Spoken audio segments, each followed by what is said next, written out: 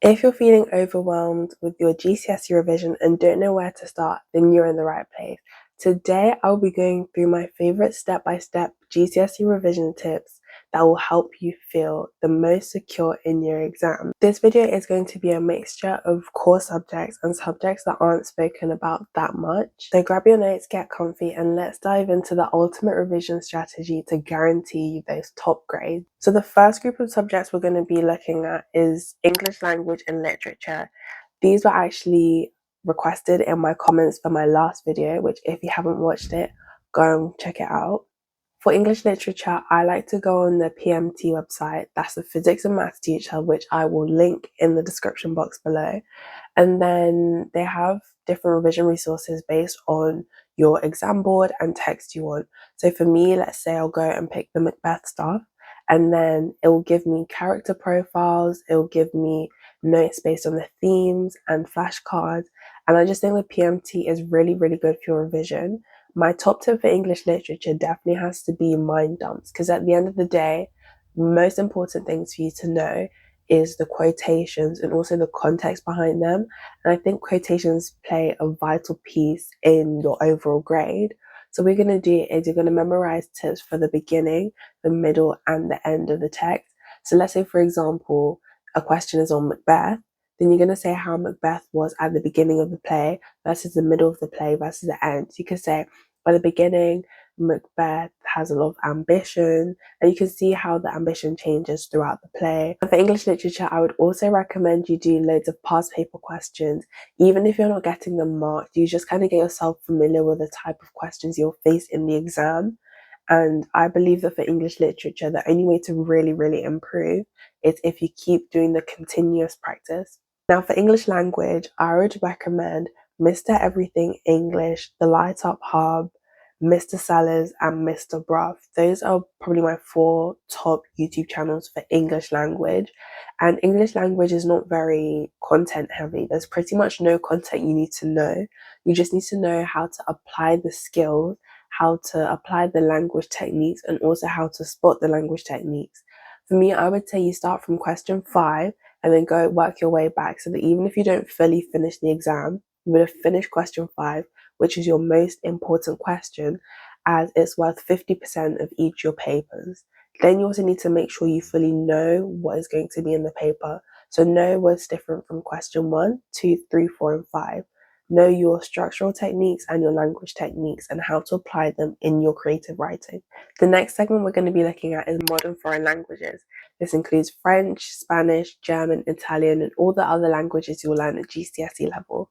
For me, I do Spanish, and this is mainly for higher languages because I've never sat the foundation paper, so I'm not entirely sure how it varies. However, they are very similar, so you can use this as a guidance. So I'm going to start on writing. For writing, I genuinely believe that every single student can achieve a grade 9 in writing.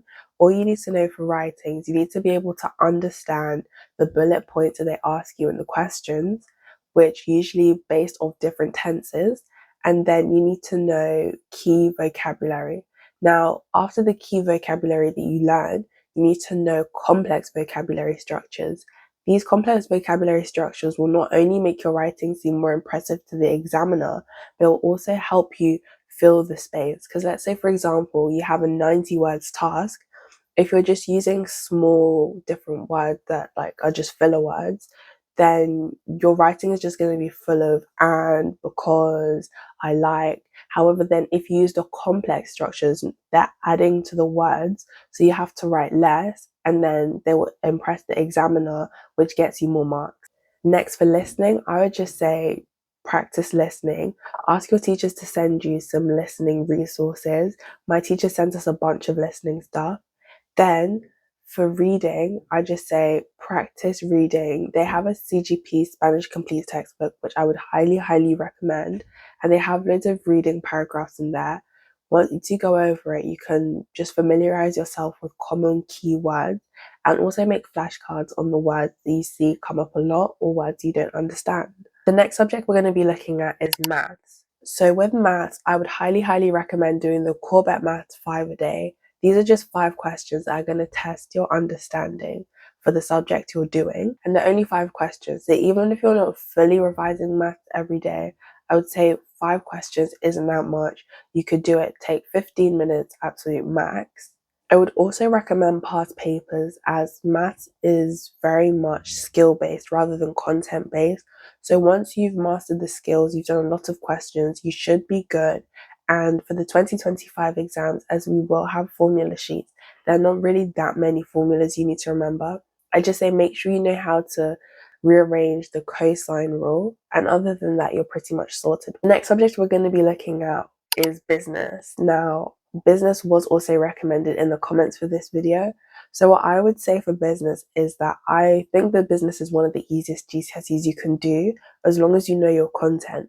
So you're going to prioritize learning the content, learning the different key meanings, because on pretty much every single past paper I've done, there's always been like a 2-mark question on defining a term and giving an example. So make sure that you know your keywords and just key concepts. Now, once you've done that, you're going to look at the longer mark question, and you need to make sure your exam technique is really good.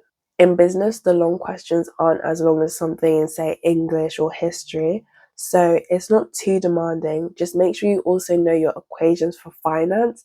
I'd say my best revision tools for business have to be BBC Bite Size and the CGP business book. I would really recommend them. Now, next subject we're going to be looking at is history. So for history, you're going to have a historic environment. So the AQA historic environment for Elizabeth this year is Hardwick Hall. So I went over all the Hardwick Hall essay, and you need to know about Bess of Hardwick, you need to know about the architecture of the house and other key points which will be listed on the AQA specification. And you just need to make sure you really, really know about Hardwick Hall, because it is a 16-marker question and it's guaranteed to be on your paper, as each year they switch the historic environment. Next, you also need to know your factors for the 16-mark questions. So for example, on the medicine paper, it says like what factor was most important in surgery. So those include like individual, science and technology, knowledge, religion, different things that could impact them. So I say make factor flashcards. That's what my teacher made us do. We did a bunch of practice questions, and the flashcards really, really helped. I still go over them for my revision, and I made them like year 10. Now, the last subject I'll be talking about is psychology. I don't really see psychology spoken about in many GCSE revision guides, simply because not every school offers GCSE psychology. However, for me personally, psychology is one of my favorite and best subjects. So I'm going to give you guys some tips on how to get top grades on psychology.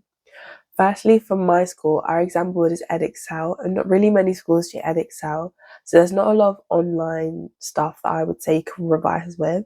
However, using the textbook has been a big help alongside with the specification. So I will look at the specification, and let's say, for example, it lists 5 keywords you need to know, but the textbook gives you 10 keywords. Rather than revising all those 10 keywords, you can prioritize those 5 keywords on the specification, and then if you have extra time, you want to know the other ones in the textbook, then you can. But the specification gives you a more sharp and pinpointed focus on the questions. Now, since there isn't much online revision stuff, and I do enjoy revising online, I will look at the specification and then reword each point they've given us into a question, and I will use that to make my own flashcards on Gizmo. Now, what I'd say for psychology, especially if you're doing Edexcel, is make sure you look at the issues and debates, because there's not that much on the textbook. So I'd have to say that past papers are the best for you doing your issues and debates 9-mark questions on paper 1. Anyway guys, that's the end of the video. Thank you so much for watching, and I hope it was really useful for you. If you want more tips on revision and other GCSE content, then comment down below. I do reply to comments, and this video is based off comments I had on my last video. Again, make sure to watch that, and every single link I've spoken about, every YouTube channel, every website will be linked down in the description box for you. Bye.